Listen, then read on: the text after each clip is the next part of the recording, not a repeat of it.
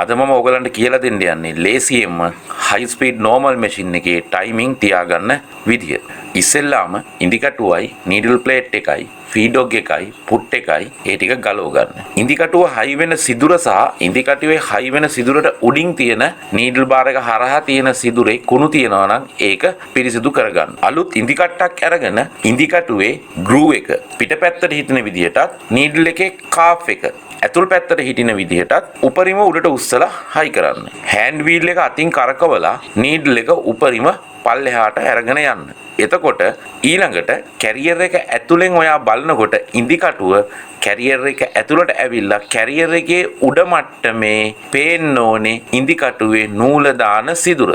Career එකේ ඉහළ මට්ටමින් නීඩල් එකේ නූල දාන සිදුර පේන්නේ නැත්තම් ඒ කියන්නේ පහළ තියනවා නම් හරි ඉහළ ගිහිල්ලා තියනවා නම් හරි නීඩල් බාර් එක හයි කරන මේ ඇණය බුරුල් කරලා ඔයාට හරි විදිහට කැරියර් එකේ ඉහළ මට්ටමින් කැරියර් එක ඇතුලෙන් බලනකොට ඉන්දිකටුවේ සිදුර පේන විදිහට හදාගෙන මේ පෙන්වලා තියෙන කැරියර් එකේ තියෙන ඇන දෙක හෝ තුන බුරුල් කරලා ඔයාට පුළුවන් කැරියර් එක ඉස්සරහට හෝ පිටිපස්සට හෝ වම් පැත්තට හෝ දකුණු පැත්තට වෙනස් කරන්න.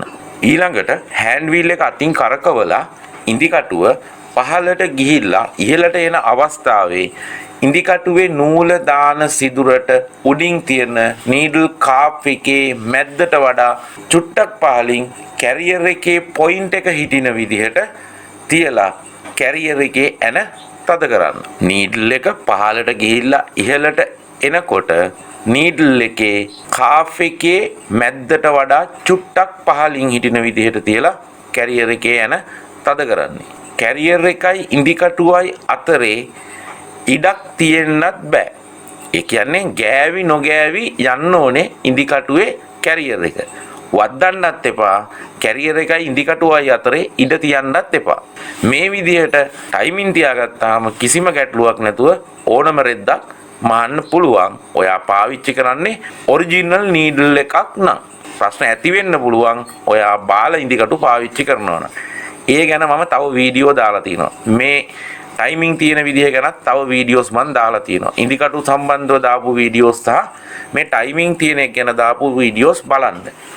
ඊට අමතරව වැඩේ කරගෙන මාරු වෙන්නේ නැතුව ලයික් එකක් දාලා කමෙන්ට් එකක් දාලා වීඩියෝ එක ෂෙයා කරලා සබ්ස්ක්‍රයිබ් කරලා තියාගන්න.